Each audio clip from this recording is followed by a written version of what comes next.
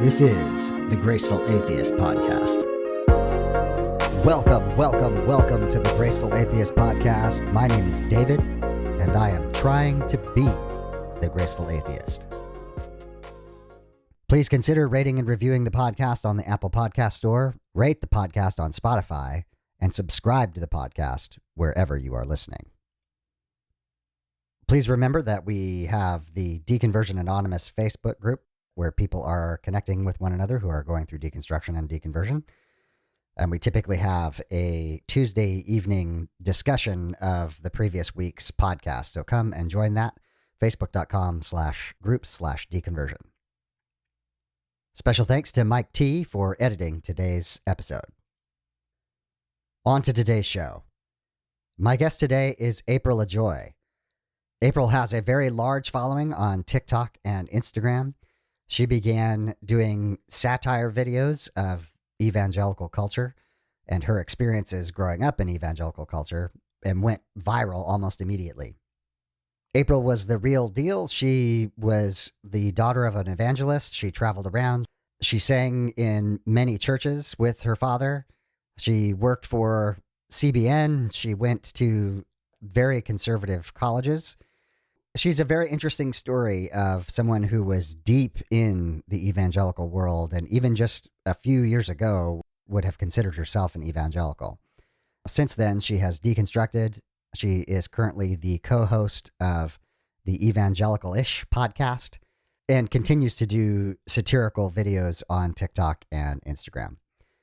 Here is April Ajoy to tell her story.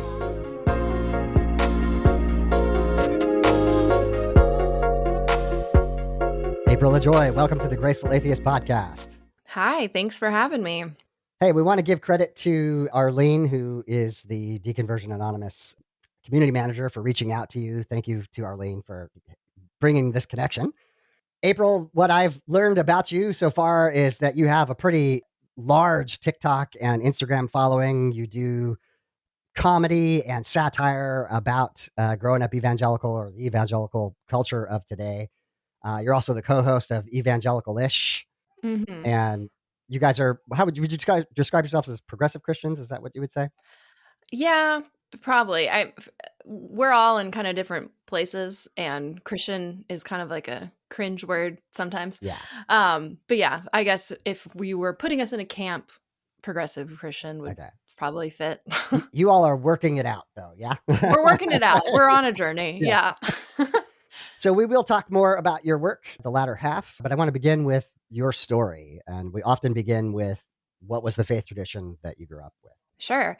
So I grew up, my parents were evangelists, more Pentecostal, non-denominational. I think my grandfather, who was also a pastor, was Assemblies of God. Okay.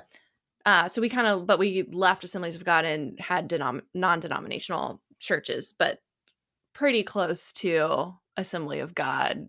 That happens to be the tradition that in my late teens, that I converted into. So, yeah. Ooh, yeah. we probably have some, Yes. we probably have some things we could talk about. But yeah, Pentecostal. But I had a unique, when I say it out loud, it feels weird, but my dad was an evangelist, and my mom would sing like before he would preach in churches all over America and all over the world. So growing up, I was homeschooled for most of it until like random years. Like I randomly went to 7th grade public school and then high school on and off. But we would travel in a motorhome. Uh-huh. And so we would be visiting a different church probably for half the year growing up. So I was in like hundreds of different churches of all types of denominations, which my dad was pretty Pentecostal, but we'd still go to like some Methodist and Baptist churches. Yeah. So got a good taste of it all. Can I interject there and just please. So I think that is definitely unique in that many people grow up in a single church. They really have this, not just the monoculture of evangelicalism, but the monoculture of their specific church. Growing up, did you gain some insights? Did you notice the differences between the churches as you went from Sunday to Sunday? Yeah. I mean, we would obviously, if we were like, oh, we're speaking in a Baptist church this week, because I would sing before my dad would preach too, we'd like, kind of tone it down a little bit. Like, we knew our audience. Right. But yeah, like, I mean, there were like inside jokes of, you got to beat the Presbyterians to the restaurant because they get out before the Pentecostals. Right. Just like dumb things like that. So yeah, I did notice some differences. And I think having the exposure to so many different denominations, I never fully bought into like, we're the only ones that have it right. Right. Okay. Like, I believed that we had it right and that these people had it wrong, but I wasn't as dogmatic about it, like with the different denominations, because I met so many people from different denominations who were nice. Yeah. Yeah. Okay. So yeah. And I don't know how far you want me to go. Yeah, but let's keep going. Yeah, so you were traveling with your dad. You would sing before he spoke, Yes. and you were able to see a lot of different churches. Yes, but also, so my grandfather was a pastor of a pretty large church in the Dallas, Texas area. In the 80s and 90s, had about 4,000 members, which was pretty Oh, wow. big for back then. Yeah. And so my dad was also the co-pastor. So when we were home, because I'm originally from Dallas, when we were home, my dad would speak at that church. So I was kind of a half pastor's kid. So I have like the PK, like, Yeah. people all up in your business, like experience, Yeah. plus the being in different churches every week. So yeah, fun times.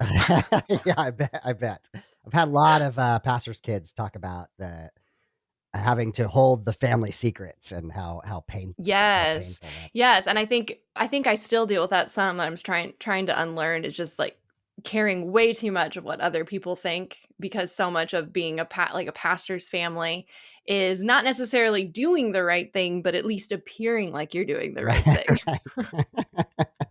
That's wild. So.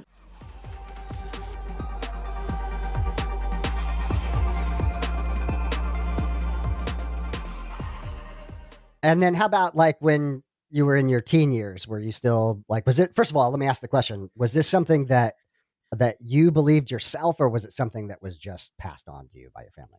Yeah, I mean, it was passed on, but I definitely believed it. I was full on. I was in it. I wanted to pretty much take over my dad's ministry when I grew up, and felt called to be in full-time ministry myself at different times. So yes, I definitely believed it. And then in high school, we had moved to Florida, but we did, this is one of my receipts, because now when I speak out against stuff, I get a lot of comments that are like, you were never really a Christian. Yeah. And so one of my receipts is I'll play me singing an original song that I wrote called America Say Jesus on the Jim Bakker Show. Okay. Yeah, that's some so I'm like, okay, yeah, here I am. I mean, this is a weird brand of Christian, but still Christian. Yeah. So we did that in high school. My dad wrote a book called America Say Jesus and was on the Jim Bakker Show for it. And we did a 3-month caravan where we drove a 40-foot bus that had America Say Jesus written all over it, from South Florida to California, and then back, and then up to DC and back. And that was a wild ride, especially when we drove up and down the Las Vegas Strip like several times, because my dad thought it was funny, in a bus that said America Say Jesus everywhere. Yeah. So, and I remember like, I should have been way more embarrassed than I was, but I was like 16 and been like, this is so cool and normal. Yeah. Interesting. Yeah. Yeah, it was not. But it was not so cool. Yeah. No. And so, like, at what point do you start to see some cracks? Yeah. So I think I had seen cracks pretty much my entire life, seeing behind the scenes, seeing, hypocrisy and just people being crappy. And like, I had seen plenty of bad things, but somehow was able to have enough cognitive dissonance to like somehow separate it from the whole. Like, these are just one-offs, like, oh, that person just is deceived or being led of Satan. Like, it's not a systemic thing. It's just bad people, like nobody's perfect. So anytime you have people involved in a church, it's not going to be perfect. So you kind of find ways to justify like just seeing bad things happen. Mm-hmm. So I had like, little questions here or there. But you see what happens to other people that really question, and then they wake up an atheist. Like, I remember, like, this has been said to me many times. I don't know if my family actually, but like in Sunday school and stuff, they're like, don't ask too many questions. Because if you ask too many questions, one day you're going to wake up and you're going to be an atheist. And you're going to go to hell. Yeah. Like that quick. Yeah. So I'm like, oh, okay. I guess I just won't ask these questions. Right. So you just kind of learn to, when questions pop up, you just kind of don't think about it. You just move on. Because they demonize people that Yes. that, Like me. you know, that Yes. go too far. Yes. Yes, exactly like me. Yes. Yes, because obviously you couldn't come to those conclusions on your own. You have to be led by Satan. That's right. Satan's involved somehow.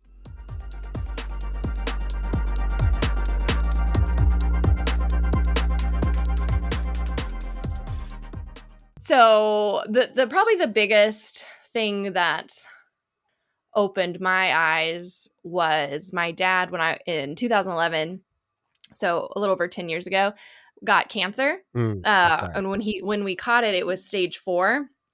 And I had never really dealt with cancer. Like I knew of people that had had cancer, but they were not close to me. So being Pentecostal, we like just knew that God was going to heal my dad, and it was just not going to be a thing. And he still went through radiation and chemo, but it was so far advanced that he passed within 4 months of being diagnosed. And there were like 2 things that really woke me up in this scenario, because I think this was by far the biggest change, and then the rest of things kind of fell into place like over the next 10 years. But one, just wrestling with the question of like, okay, I've been taught, name it and claim it. As long as you have enough faith, God's going to answer your prayer. And I knew that I had enough faith. Like I was probably living in denial, but I was just like, no, my dad's going to be healed. So I was wrestling with the fact that, okay, so that's not true. And then 2, Christians were just really, the way that they responded, both when my dad had cancer and then after, there were all these Pentecostal ministers that we hadn't heard from in years. Yeah. Suddenly would just like show up to my dad's hospital room, and they wanted to be the ones to get credit for like saying the quote unquote healing prayer. And it just kind of became a little bit of a circus to where we just stopped letting people in. And then we were being blamed for like being out of God's will because we wouldn't let these people come in and pray for my dad. And then when my dad died, these people saying like, oh, well, that's because you didn't let us in, or because we didn't have enough faith, or because my dad was out of God's will, or because there was some unresolved sin in the family so there were just like all of these excuses coming from Christians that were really painful because we were also going through a huge loss. And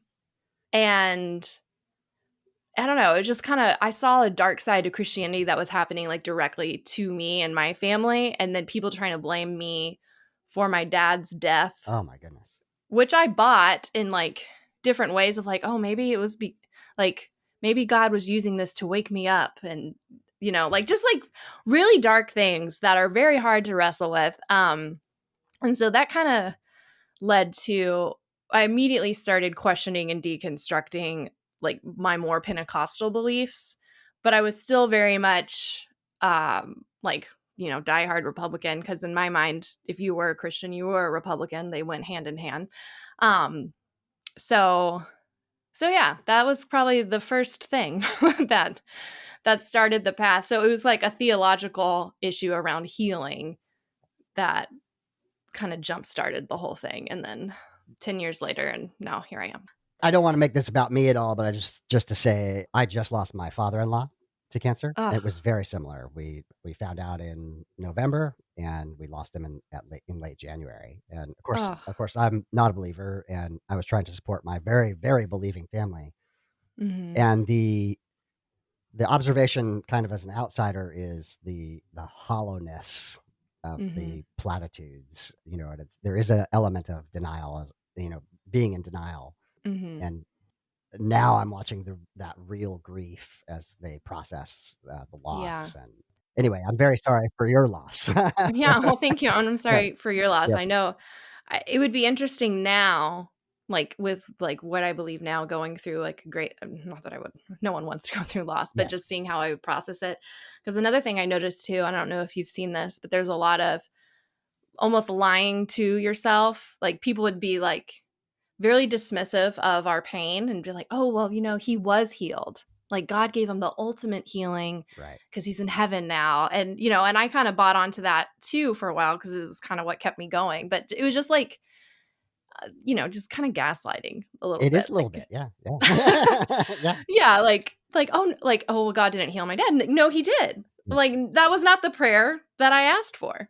And, and just to acknowledge again, like when you are the one who has experienced the loss, this is your dad, Mm-hmm. like there may Mm-hmm. not be, other than your mom, any other figure in your life who's more important. And the, I don't know, the minimization of your grief when they say something like that, right? Just the lack of Yeah. empathy, the total lack of empathy is painful. Yeah.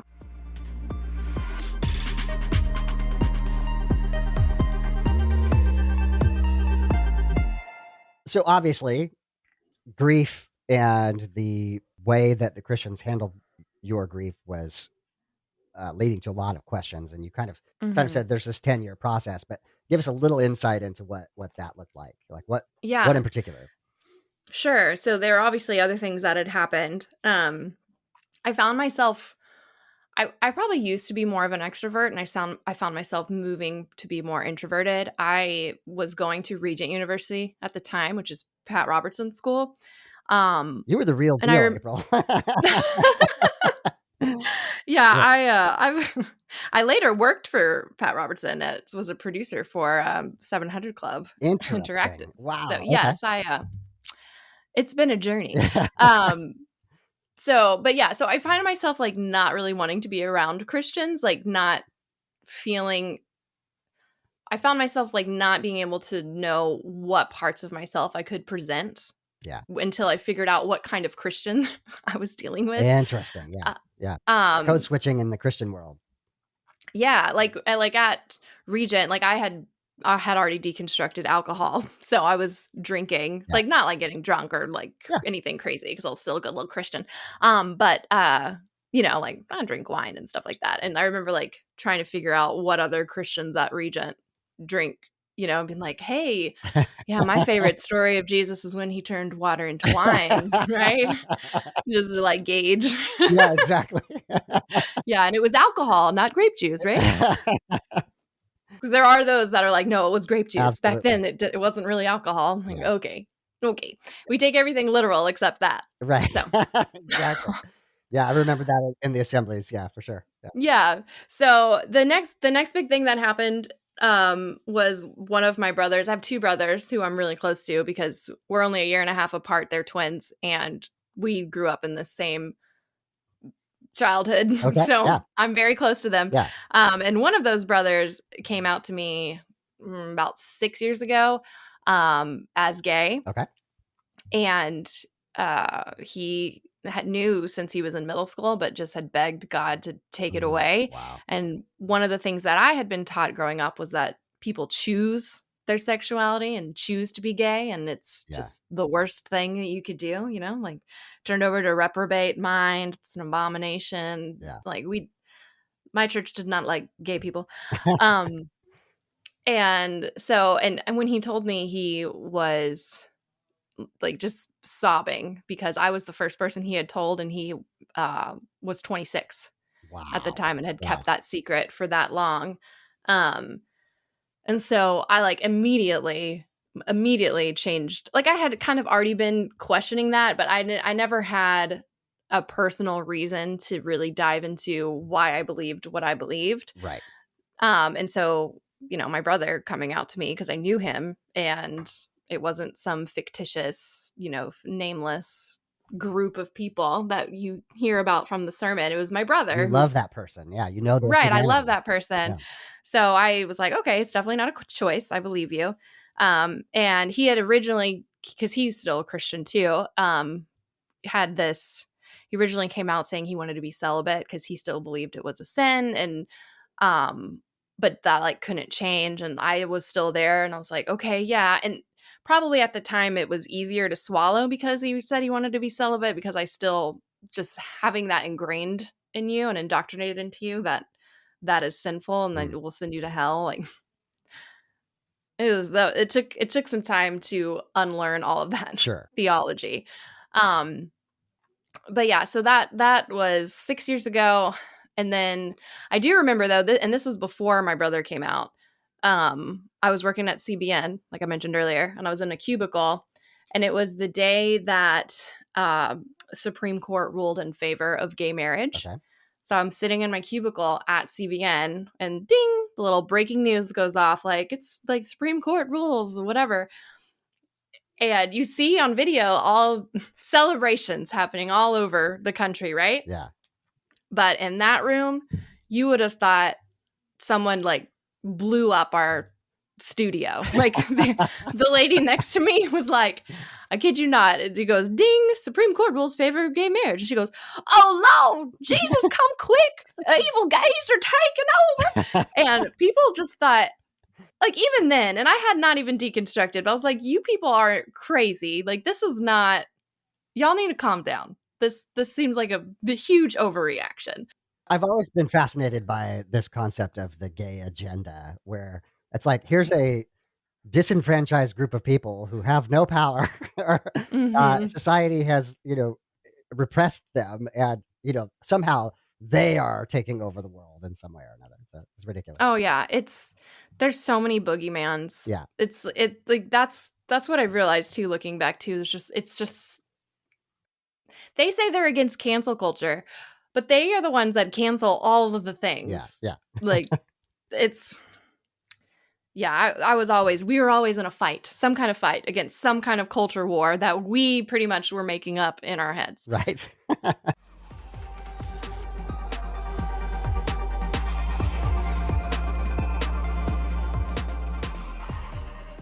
And so, like, how does this resolve itself? So obviously, some major milestones, some major questions. Where did you land? Where do you feel like you are these days? Sure. So, I've deconstructed quite a bit. It's kind of a buzzword these days. Sure. I would still consider myself a Christian, but I don't know. I just, because I feel like that closely would resemble where I am, but I don't really hold to a lot of the evangelical beliefs. Yeah. If any of those. Right. So like I believe in the teachings of Jesus, and I would say that I follow the teachings of Jesus because I think that the story, it's a beautiful story, and there's really good to be had of just like being selfless and taking care of the marginalized and loving your neighbor and doing all the things that I don't see the evangelical church doing much of. Yeah. So, but like I don't believe in hell and like an eternal conscious torment. Right. And honestly, once that one left, it was kind of I've kind of landed on, there's a lot that I don't know, and I'm still figuring it out. But I'm the biggest difference now between where I was is I don't feel this pressure and this need to know. Because when I was in evangelical spaces, I had certainty, and I had a very black and white way of thinking of this is absolute truth and this is right and this is absolutely wrong. And it's exhausting living in that binary, but in some ways it's easier because you can put things in boxes. Yeah. And you don't have to think about it. Like you don't have to use a lot of logical thinking or critical thinking because people just tell you what to think and you just put things in black or white. That's right. Yeah. Where now I'm kind of just living in the messy gray, and I don't know. Like I'm just finding myself being okay to not know and being okay in this kind of, I don't have to have an answer for everything, because at the end of the day, especially when we're talking about spirituality and God and like these really high level questions that we've all had at certain points in our life, none of us know. Yeah. Like, like none of us have died and then like come back to life, to tell like, oh, I was in heaven for years, or I was reincarnated, or, all these different belief systems. And like, none of us know, but I think that's okay. And just trying to be respectful of everyone's beliefs, where before it was like, I didn't respect other people's beliefs because I knew that I'm the, like, what I know is correct. Yeah. People would call me narrow-minded, and I would take it as a compliment. Like, well, I can afford to be narrow-minded because I'm right. Yeah. Yes. Yeah. So, One of the things, a common theme that comes up is the seeds of deconstruction or deconversion or whatever are mhm, within Christianity itself. The push for humility, the push for honesty, the seeking after truth. All of those things tend to lead slightly outside of Christianity, and I think mhm. you're a really good example of that, of just kind of struggling to figure out which bits do I keep and Right. which bits need to go. And that can be Yeah. really challenging. Oh, yeah. Well, and I think, and I've said this before, I don't remember, like on a podcast, I think that I co-host, but I think another big difference too is growing up in the church, especially in evangelical spaces, because so much of it is about presentation and like playing a good Christian role, that I was trying really hard to be a good Christian, and that made me a bad human sometimes. Where now I've shifted it and, like, I just wanna try to be a good human, like, to all people, and by default, I feel like I'm actually a better Christ follower, like, a better Christian in that regard. Um, but yeah, like, there's a lot of cognitive dissonance that you have to have to be in really extreme evangelical spaces. Like, for example, I was always taught growing up that, like, doesn't matter what you do, God loves you and God will forgive you, and like it seriously doesn't matter, like it's our relationship, it's a relationship, not religion, Mm-hmm. even though we were like so religious. But no, like it's a relationship, it's not religion, it's based on grace only, like God forgives you of all your sins, like just because he loves you, like it's grace, da da da, you don't have to do anything to earn it. Right. But then on the flip side, I grew up being like, don't steal a cookie out of the cookie jar, you kids, because Jesus might come back and then you're not going to make the rapture. And it's like this, all these scare tactics of like, well, don't do this and don't do that and don't do that and follow all these rules, just in case. And it's like, well, which is it? Does God love me, and is it completely by grace, or is it works? And you live in this balance of it somehow being both, and somehow it like I don't even know how I justified it in my head, but I did. And it was just like, yes, it's by grace, but also you have to follow all of these rules that we're adding to the Bible, Right. which is not as if the Bible didn't already have too many rules. Like Right. there's extra ones, especially in Assemblies of God. We have this saying, for all had sinned and fallen short of the assemblies of God. Yes. So Exactly. Yeah, totally. yeah. Oh Did man. you go to Assemblies of God schools I did by chance? college. So I went to a very small Assemblies college that no longer exists. I was in Ah. California, and very, very theologically conservative, very Mm-hmm. politically conservative as well. And I joke that the irony was that I had fantastic professors, and I joke Mm. that the professors did too good a job. They really taught me critical thinking. They taught me really Mm. good biblical interpretation and exegesis and hermeneutics and all those things. And a lot of that is what led to many years later, Yeah. but down the road, which led me to going, this isn't true anymore. And Yeah. so yeah, so that was quite an experience. Yeah, I've some of the pushback that I get, which I get a lot from current evangelicals, say like, "Oh, well, I just went to school and got a liberal education, and Satan used that." Yeah. I'm like, "Yeah, I went to 2 Assemblies of God schools for undergrad, and then I went to Pat Robertson's school for grad school." Like, Yeah, I I like don't, to I like don't know what kind of liberal indoctrination you thought I was getting. that's right. Yeah. I work in the tech field and have for many years now, but Mhm. my bachelor's is in church leadership. So Mm. not a terribly marketable No, so you were probably really good at stacking chairs. yeah, exactly. Could stack a mean Yeah. chair. That's right. All right. Yeah, go ahead. Please, this is your story. Oh, no, I was just gonna tell you a fun, it's not really fun, but one of the Assemblies of God schools that I went to, in Texas, stupid, like, ridiculous rules. I could rail on the school forever. I only lasted a year, and I was still, like, evangelical at the time. But they had a purity week. Mm, So this school had chapel every single day on a normal week, but on purity week, they had chapel morning and night.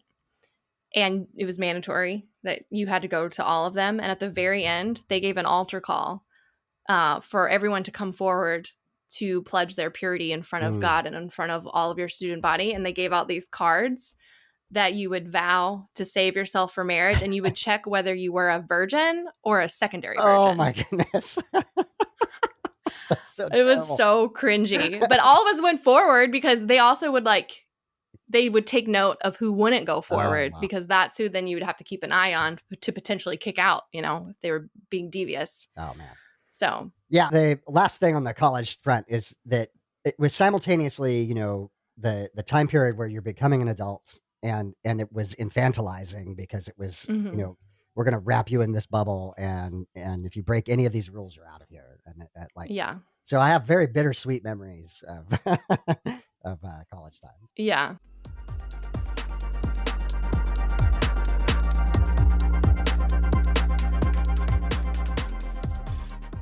I do want to segue more to your work, and so I'd like to hear the beginning of your decision to start to be a public figure, or to start to make public commentary about evangelicalism.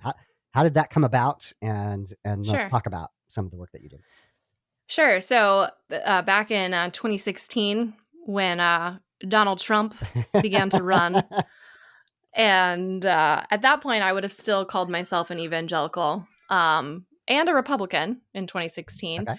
But although my person was Kasich, so a lot of people would have called me a rhino at the time. So I was definitely more moderate right. Quick comment. Like I was telling all of my Christian friends, why aren't you voting for Kasich? Like he is absolutely the Christian guy. Why aren't you voting? Oh, for sure. Yeah, it made no sense to me whatsoever. Why Trump? I don't get it. No, you know what? Neither do I. I still to this day do not get it. Yeah. Like I understand the background of it. Like I get it, but I also don't get it. I'm like, how do you not see? So anyway, so Trump, like I don't even need to go into detail. We all lived through that. No need to re-traumatize us all. So I started just kind of seeing friends and family, mainly from church, because I was friends with a lot of people from like my dad's church and just different churches, ministry, whatever. Really jumping on the Trump bandwagon. And so in 2016, would not vote. I was a never Trumper, so did not vote for Trump, but also at that point had a lot of unlearning to do still when it came to Democrats. Okay. So I also did not vote for Hillary because it was just like, oh, my conscience. So I voted third party, and I would like make little posts like, hey, you don't have to vote for the Republican. Like, hey, Christians, like, you don't have to do that. Yeah. If your conscience won't let you vote for Trump, like, right. You don't have to. And I started getting just so much pushback, so much hate from church people. And I wasn't even saying anything necessarily really negative about Trump. I was just giving people permission to like vote the other. And I even would say like, you can be a Christian and vote for a Democrat. Yeah. And this idea that you can't is stupid. That people got very mad, very, very mad about that. They're like, yeah. So anyway, so I wrote a couple blog posts and I would post on Facebook every once in a while, but it just got really exhausting having to deal with the pushback that I would get from people that I know, especially like a couple people had said to one of my brothers and my mom too, and to me. So there was like different people had said this, that my dad would be disappointed in me because I didn't vote for Trump, like my late father. Yeah. So I was just like, man, y'all are worshiping this man and I do not get it. So we survive a few years. 2020 happens, the pandemic. We're all stuck at home.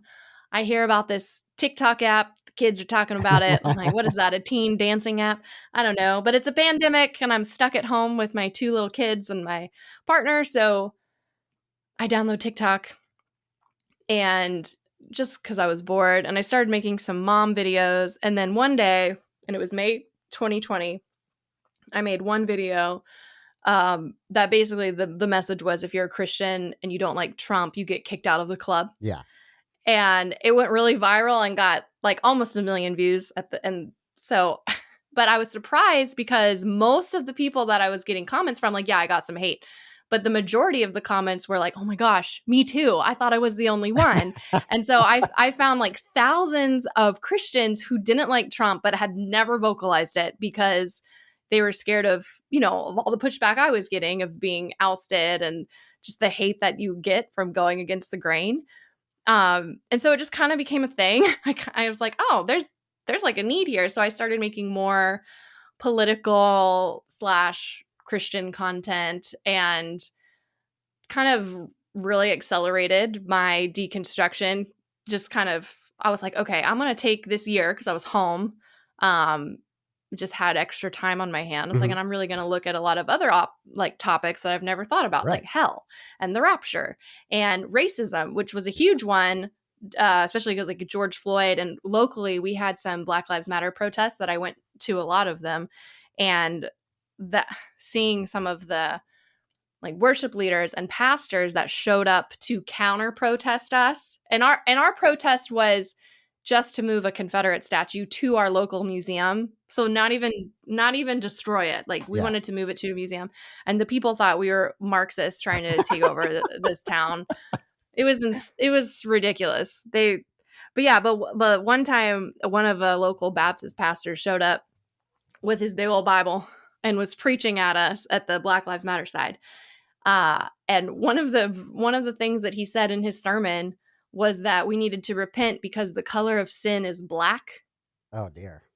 I was like, Yeah. what? And then like, so in video of that went somewhat viral. And so people were accusing him of being racist, which he was. So then he went Facebook Live for like an hour and just doubled down and was like, I'm not racist. It's impossible for me to be racist because I'm a Christian. And like, and then he's like, I have a black friend. Oh dear. Like he's all the typical stuff. I'm like, oh my gosh. And so just realizing like, oh, the racism. So I also started digging into just the history of the church and history of just Christianity in general and how historically we've been quite problematic. Yes. But we don't ever hear it. We're all like growing up, especially being homeschooled and with a Becca or Bob Jones curriculum. Christianity was always portrayed as good, never bad. So there was I just had to start speaking out more. So that I just started making more and more content and started gaining more people. I honestly I kind of got a big audience on accident. Yeah. It was just, just finding an outlet. Really, it was an outlet to release some frustration that I was feeling from just the world. Like even thinking back to the time when Trump was president, like I get anxious. Yeah. Like every day I was watching the news. Like, Oh, is man. this the day we go into World War III? Yeah. No, oh, seriously, the existential angst that I felt for that 5 years or so So was long. unbelievable. Yeah. Yeah. Yeah. Yeah. So it was just like, it was awful. I Yeah. would hate to. I get anxious thinking about 2024 when I see all these people talking about Trump again. I'm like, Me too. I can't. Nope. Just one more comment. Like, Trump is so easy to make fun of, but I'm still astonished. I'm old enough to have grown up in Mhm. the 80s when, Russia was the big bad evil, Mm. and the movement towards the Republican Party moving towards pro Russia following Trump was astonishing to me. So, I Oh, mean, obviously all these other things were ridiculous. The level of racism, my naivete was shattered. yeah. I had an early post where I was like, listen, you all know that racism comes along with this. Maybe you're not a racist, but Trump is. So Mhm. if you're supporting Yeah. him, you are supporting racism. And I got just this huge blowback. And I thought, I Mhm. was like, and it was my ignorance of not recognizing that this had always been true. All right. Yeah. But it's just, there's so many things that it's just astonishing that the conservative group of people sold out every principle Mm. they said they held in order to Yep. follow him.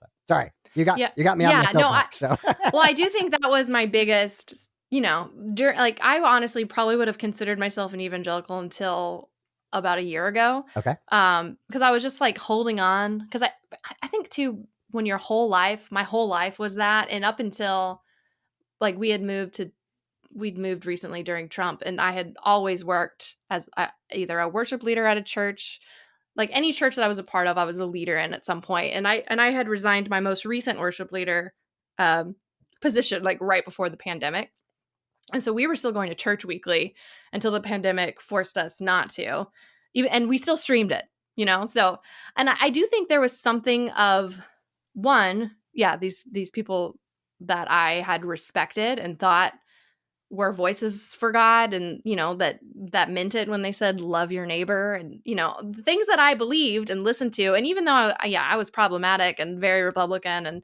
had some racism that I had to deal with, like I at least wanted to do good, Do the right thing. like Yeah.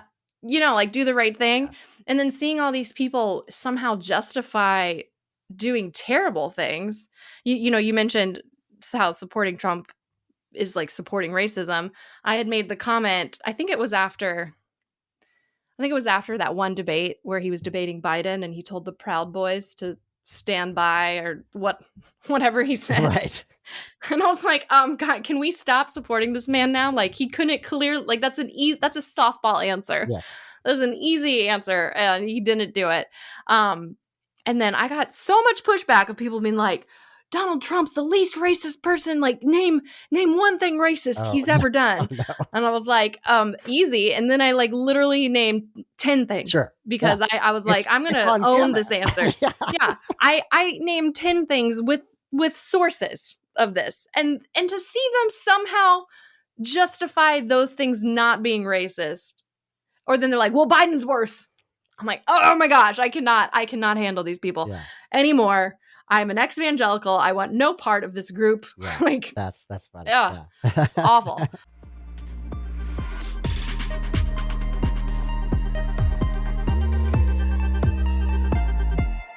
So another topic I want to talk about, and then I think what we'll do is we'll cover some of the specific items that you tackle in your videos. But Sure. Is comedy in general, is satire, and was that in the use of satire intentional?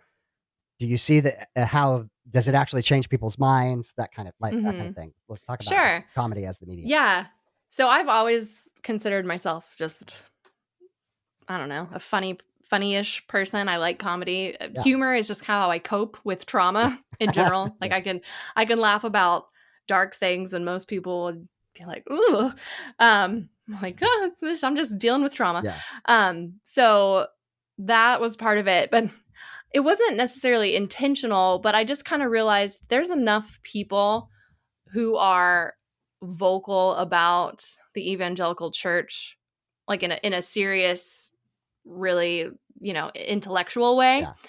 And I just have so many ridiculous experiences that I was like, I feel like I could just portray this in a comedic way and maybe exaggerate it slightly. Although a lot of the stuff I do isn't even exaggerated. It's it's hard to make satire these days because reality is just out of this world. Yeah. But one thing that I've kind of realized is that with comedy, sometimes it can get a message across that's a little more palatable. Where if I go at someone and Trump supporters are idiots, immediately tuned out. Sure. No one's going to listen to me anymore. But if I show in a sketch them saying completely contradictory statements in a conversation, then it's like, oh, is that how we sound? Which, to be fair, most of them still won't get it. or if they do, they're like, well, Democrats are worse. Baby killer, whatever the next thing is. But I found and also comedy is a little subjective too. So I actually get myself in trouble sometimes because I'll do something, comedic, making fun of a certain, I don't know, ideology in evangelicalism. And there are people who are still evangelicals that will find it funny and then start following me thinking that I'm just an evangelical, or they took it a slightly different way. Right. And I'm like, and then they see my other stuff and then they get really mad. And then I sailed a little too close to the sun there. Yeah. I always think of Stephen Colbert when he did his original show. There was an aspect of people not really understanding that he was doing satire. There were lots of conservatives that followed his work. And so it sounds like that's similar. That same kind of thing happens to you. Yeah. Yes, it does. And specific groups, I've called out Bethel. I don't know if you're familiar with Bethel and Bill Johnson. Yeah. Which is in California.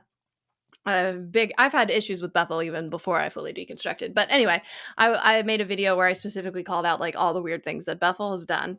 and it landed on like reformed side of TikTok, like the Calvinists of the world, and they were loving me. They were like, yes, yes, I completely agree. And then I was like, no, there's a misunderstanding here. Yes. Like I am not you. You are problematic too. Yes. So it's like finding these weird things because like I call out a bunch of different things. So that'll land on certain sides of Christianity that like, yes, love it, follow. And then they're in for a rude awakening and they're like, oh, I expected more out of you. I'm like, okay, sorry to disappoint. That's so awesome. That's so awesome. If you don't mind, what I'd like to do is go over just some of the topics that you've tackled, and then you can talk about maybe specific videos you did or just where your head was at on those. Yeah. So one of the themes that I think just jumps out at me looking at your work is the role of women in church. Mm-hmm. So you're both making fun of the limitations the church puts on them and then the roles that women choose for themselves. Mm-hmm. Yeah. So like growing up in the church, there's a lot of misogyny, whether intentional or not.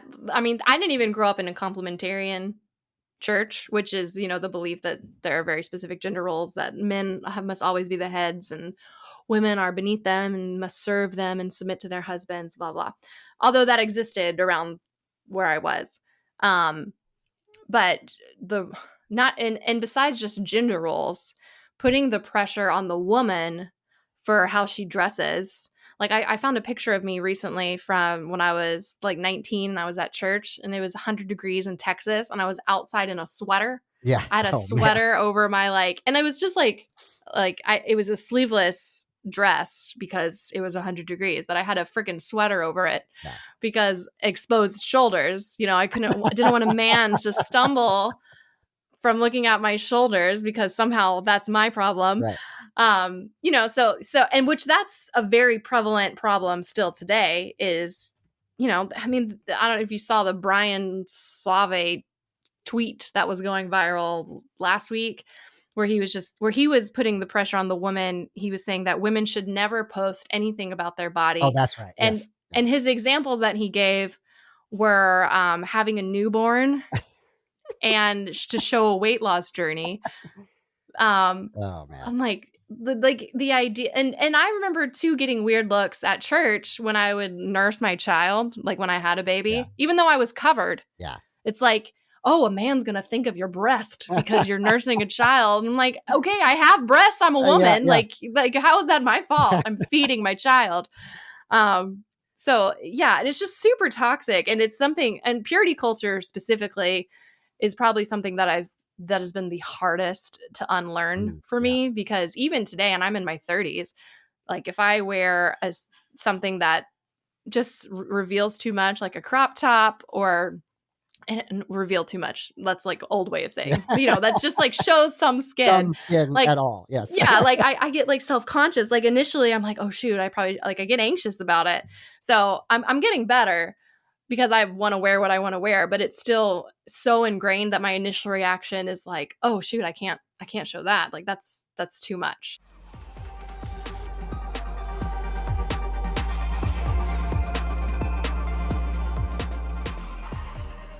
Purity culture was second on my list, and two videos that I want to comment on or have you comment on was the one was if we talk to boys the way we talk to girls about how they dress, where you flipped the roles, which I thought was genius. And then the other is the recent response to the John Cooper ridiculousness, or it wasn't maybe not John Cooper, but the deconstruction being sexy. Oh yes, yeah, where you just made it funny, but like, you know, you're being provocative and showing how ridiculous that is. So if you'd like to comment on either of those. Yeah, sure. So the male one, it was a duet of another woman who she was doing the audio, but I was acting as the boy. Yeah. Because I do think if the church treated men in like purity culture the way that they treated women, you know, because I was very tall, so I was constantly having asked to wear pants in like 100-degree weather at church camp because my legs were too long, and a boy could see my legs. I'm like, well, I have them. I do have legs. They go all the way up to the know, right. So like the reverse of that, and like also I was at youth camp in high school, one of the youth camps I went to, and all the girls whether we were in a one-piece bathing suit or not, had to wear t-shirts over it. And the man. boys could go topless. Yeah. Like, so it's just, I do think if they had flipped it, and made boys like always have to cover up, and because women are so visual, women are visual creatures. Like they could lust after your bod. Like, I feel like it would be nipped in the bud so fast, like being like, oh, that's stupid. We're not doing that. So there's a huge double standard there. And then the sexy deconstruction. So that was kind of a fresh, I made that one to be funny. And actually my partner, he came up with the idea to like shoot like a sexy commercial for sexy deconstruction, which was based off Matt Chandler, who's a pastor in Texas. Who said that that deconstruction is just like a sexy thing to do nowadays, which it's laughable, the different things I've seen different evangelical pastors, like the way they try to diminish deconstruction and like discount it. I've heard that we just want street cred, that we're doing it because we just want to live in sin, that we are ushering in the end times, that deconstructionists were actually the ones in charge that started slavery. Oh, good man. And then that it's sexy. Like, yeah. I'm like, okay, so they're coming up. You could just listen to us. Yeah. You could just like listen. Like, we're telling you why. Yeah. And it's none of those things. An episode that's coming up on my podcast is Megan Crozier. And I made the comment that all of the hot takes from pastors about deconstruction show that they have never talked to someone who's actually deconstructed. And she corrected me and she said, no, they've talked to them. They just haven't listened. And I thought that was really a brilliant insight, that, they show that they are just looking for a response. They haven't actually listened to anyone who has gone through this kind of doubt process. Right. Yeah. And and I kind of get where they're coming from, because that's their livelihood. If everyone deconstructs and leaves the church, like they're out of a job. Which is, I'm at this point, I feel like the evangelical church is so toxic that it just needs to burn and like go away. That they don't like that. Yeah. But yeah, like did you see there was a Christianity Today article, I think just yesterday, very recently, that was like, the title of it was, "Wait, Are You Deconstructing?" And it's a pretty long article about deconstructing and what it is. Yeah. And the evangelical, I don't know, movement, whatever you want to call it. And they did not interview one single person that is deconstructing. Yeah, it's unbelievable. Or is an evangelical. Like, how do you write an entire piece on it and not talk to one person on that side? Like, they just keep patting each other on the back. Like, oh yeah, they're just being led by Satan. Oh, yep, they just want to live in that sin. Yeah. Like, I never go anywhere. Like, what sin? What sin am I living? I'm married. I have 2 kids. Yeah. I'm pretty much at home most of the time. Like, please inform me of my sin. I always say that too. Like, I am the most boring person. Yeah. What is my sinful lifestyle? Yes. Oh man. Like, we could go on forever. A few more. You tackle racism and the evangelical response to critical race theory. It's the new boogeyman. Yeah, it's the new bad guy. Yeah. Anti-mask, the COVID response. Oh, that one pisses me off still. You had one job. Yeah. Like, love your neighbor. Like, that's not hard. Yeah. Oh, I saw someone tweet this the other day. I don't remember who it was, but they were saying, because all these people that are anti-mask, they do it because they're patriots. Yeah. Yeah. They're like, yeah, I would. Like, you claim you would take a bullet for your country, but you won't wear a mask for your neighbor. Like, come on. Yeah. Come on. It is phenomenal how a direct reading of Jesus' teaching within the New Testament is contravened by many of the responses of evangelicals. It is astonishing. Oh, yeah. No, it doesn't make any sense. Yeah. I talked to a pastor's wife one time about, I don't even know, it was like a comment. And she was talking about something violent that, we're going to have to take up our arms and defend our rights and da-da-da. And someone had commented like, well, what about Jesus saying, turn the other cheek, lay down your sword. And she said, and I quote, "Turn the other cheek is not meant to be literal." Like, okay. Yes. All right. Wow. You take everything else literal. Yes. Except for that and the wine. That one I guess thing. We'll skip those. Yeah. You also tackle, which I love, the TikTok pastor or youth pastors, like how they respond. So you've got some really good videos on that. You've tackled Christian influencers and like the essential oils salesperson, all that stuff. There's so many. It's like endless content. Yeah. And then you've got another, like one thing that you do is called Things I Saw Christians Post, where you just take direct posts from Christians and respond to those. And I just read them. Yes. Yeah, that one feels like revenge for all the things that people have said to me on Facebook. Yeah. I'm like, oh, okay. I'm just going to blast you on TikTok. But I do block out the names because I don't want to be people used to mass report my account. So I actually got permanently banned once back in November. Okay. Yeah, because people they'll mass report it. And hopefully TikTok's changed it. But the way the algorithm works, like if you get so many reports, it'll automatically just take your site down. So I'll have videos that get taken down for bullying and just because they get mad. But usually TikTok restores it. But yeah, but I'm back. They didn't hold me down long. That's amazing. Yeah.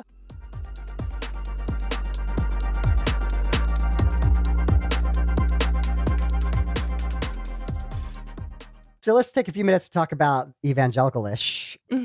I'll be honest, I haven't been able to see a lot of them, but I watched your year in the review episode, and you guys talked a lot about how cathartic it was for you as co-hosts. So maybe tell us how it came about and what that's been for you. Yeah, so about a year ago, we started Evangelicalish, and I met there are two pastors on TikTok. One of them is still a current worship pastor, but left their evangelical church and is now in an affirming progressive church. And then the other one still does like a weekly online Zoom community type church, but is a former Assemblies of God pastor. And I actually met them on TikTok, just because the nice thing about TikTok is based on what you like and what kind of content you make, it serves you more of that. So you can be on like a deconstruction, evangelical kind of space on TikTok, and you find people that are very similar to you. And so I met them a little over a year ago, maybe a year and a half ago now. And we were just talking because, they were building their audience kind of on similar themes. And we're like, how do we, there's such a need for community. And one thing that I hear a lot is thing that people miss once leaving evangelicalism is that community feeling of seeing the same people every week, seeing just people that you may not be very close to, but they see your kids grow up, and there's just kind of this community that's built in. Common theme on the podcast. Yes. Yes. And so how lonely it can be, once you leave those spaces, because like for me, my conviction is I can't support an evangelical church anymore because I don't see enough good there for that to be worth my time. And I feel like I would be complicit in a lot of harm. So that's my conviction. I just can't do it, even though I do miss those communities. And so we were just talking well, what could we do to at least try to make that space? So we started Evangelicalish, which is, it's a podcast, but we record them all live. And so we do it live on YouTube. So we have a live chat. So people are chatting. And then we started a Facebook private group for whoever wants to join, just so people can kind of meet other people and find people close to them.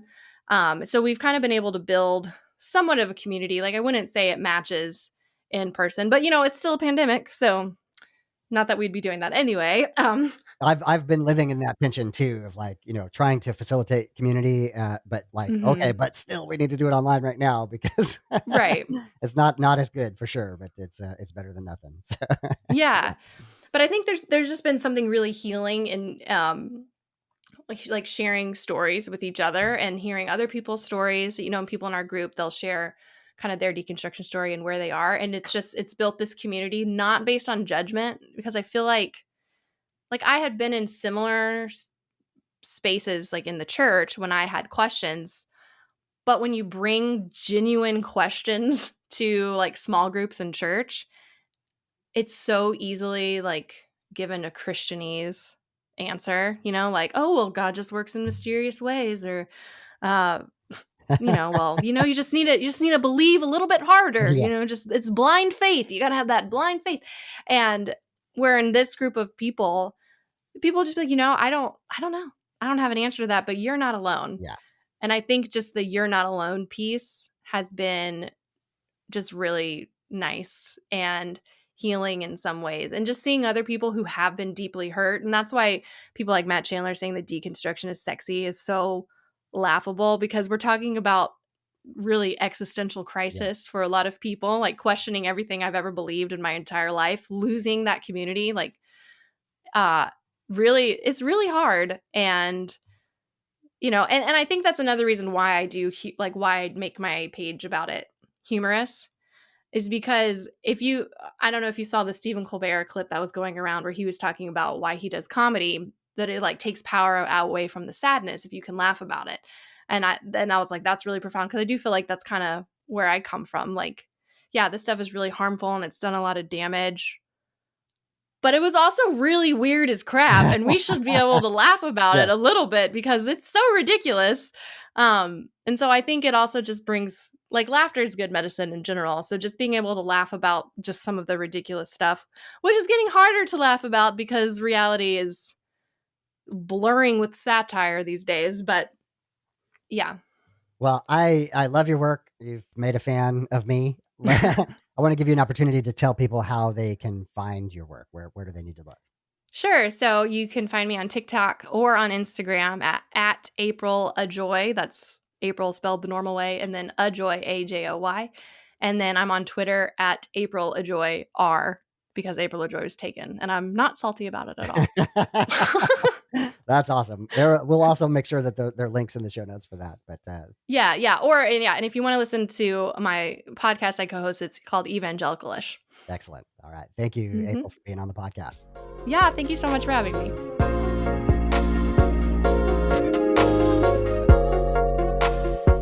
Final thoughts on the episode.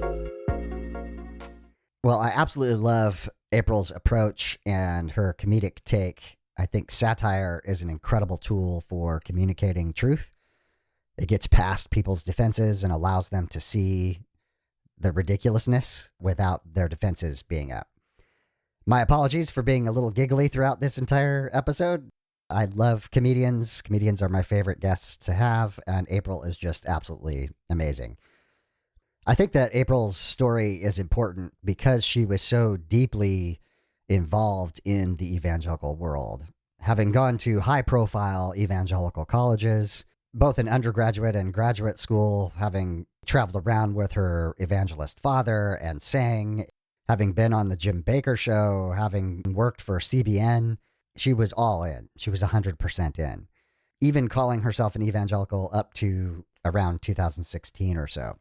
And for someone like that to deconstruct, it is a giant sign pointing to the problems within evangelicalism and, from my perspective, Christianity itself. Many of the topics that April addresses on TikTok and Instagram are about patriarchy and misogyny and nationalism and the problems that are self-evident within evangelicalism. You can hear the effect that purity culture had on April and that she's still working through that to this day, as it has had an effect on many of us. You've heard me say multiple times that why I started the podcast was that right as I was deconverting, there were so few voices out there that were not debate-oriented and hostile, and the opposite of a Theo bro is a rationality bro, and that environment. And so I am so convinced that things like comedy are the right tools to communicate what the ex-evangelicals have to say about their experience growing up in evangelicalism. And I think April is at the top of that game. She's an incredibly important voice communicating the problems within evangelicalism. Please do check out April's TikTok and Instagram, April Ajoy, April A. Joy. And you can also find her on Twitter. Also check out her podcast, Evangelicalish, which is, as we said in the conversation, the three co-hosts are really working it out. Where are they at this point in time? Of course, there will be links in the show notes. I want to thank April for being on the podcast, for sharing her sense of humor and honesty and her incredible story. Thank you, April. The secular grace thought of the week is a hard segue and really isn't related to my conversation with April. But it has been on my mind for the last week, so I needed to share it with you.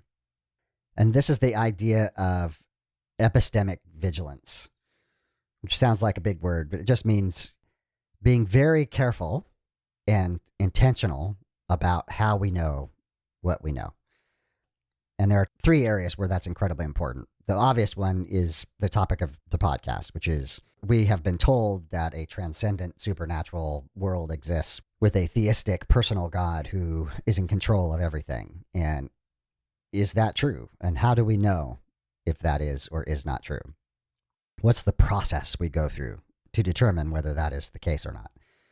That's actually not what I want to talk about here. I really want to talk about the world that we currently live in and the amount of disinformation that is out there. A simple example being a recent deep fake video of Zelensky telling his troops to stand down. The technical world is moving rapidly towards the ability to create video and audio that sounds almost indistinguishable from the person that they are faking, in this case, Zelensky. If you think that fake news is bad today, it is about to get much, much, much worse. And we will all need to learn to have epistemic vigilance, to wait, to let video and audio be analyzed to make sure that it's not fake, to make sure that it is valid. But as you can imagine, a deep fake video comes out, it goes out on Twitter, it becomes incredibly viral to one side or the other. And then 3 hours later, the analysis comes out saying, no, this was fake. And that doesn't go viral. And so trying to manage disinformation is a nearly impossible task. So what we need to do as individuals is have epistemic vigilance. And the third area that's been on my mind, I don't even know how to describe this third area other than to say the heterodox leaning, quote unquote, centrists. If you listen to podcasts like I do, there are very many left-leaning or right-leaning podcasts, but then there's a group of people who have set themselves up as centrists, but they are specifically heterodox in their approach. So the best example of that is there's a huge spate recently of disinformation about COVID-19 from various podcasts that are not quite against vaccines, but saying that there's too much of them. They're the people saying 2 months ago when we were in the middle of an Omicron wave that it was time to stop masking. It's that kind of thing where they specifically take the counter position from the scientific community, from the public health community. This is deeply concerning to me because I can see how seductive this is to many people, including many friends of mine, including possibly some of you listening. I want you to have epistemic vigilance. If it sounds like somebody has a bone to pick, they do. If they're going against the scientific consensus, the public policy consensus, be deeply skeptical. We don't take our skeptical hats off just because it is a secular person or someone who sounds very smart or someone who sounds like they're an expert in a particular field. We still need to have epistemic vigilance. All right, I will step down from my soapbox now.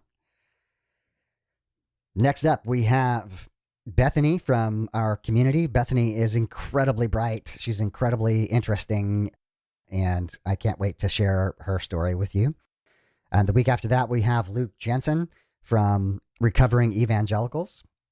And I will be interviewing Robert Peoples of the Affinis Project, which I can't wait to share with you as well. A project focused on humanism and justice.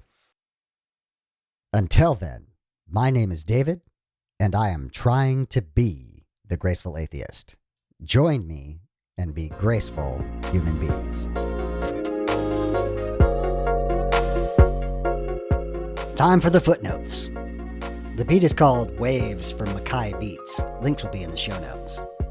If you'd like to support the podcast, you can promote it on your social media. You can subscribe to it in your favorite podcast application, and you can rate and review it on podchaser.com. You can also support the podcast by clicking on the affiliate links for books on gracefulatheist.com. If you have podcast production experience and you would like to participate with the podcast, please get in touch with me. Have you gone through a faith transition and do you need to tell your story? Reach out. If you are a creator or work in the deconstruction, deconversion, or secular humanism spaces and would like to be on the podcast, just ask. If you'd like to financially support the podcast, there's links in the show notes. To find me, you can Google Graceful Atheist, you can Google deconversion, you can Google secular grace, you can send me an email, gracefulatheist@gmail.com, or you can check out the website, gracefulatheist.com. My name is David, and I am trying to be the Graceful Atheist. Join me and be graceful human beings.